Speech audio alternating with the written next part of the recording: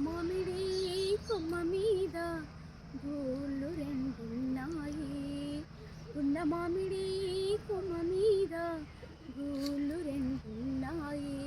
ఒక గూటిలోన రామచిలకుంది, ఒక గూటిలోన కోయిలుంది. గున్న మామిడి కొమ్మ మీద గూళ్ళు రెండున్నాయి. చిలకేమో పచ్చనిది, కోయిలేమో నల్లనిది. చిలకేమో పచ్చనిది, కోయిలేమో నల్లనిది. అయినా మనసేదో ఆరింటిని కలిపింది.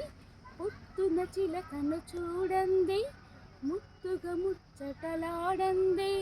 పొద్దున చిలకను చూడండి, ముద్దుగా ముచ్చటలాడంది.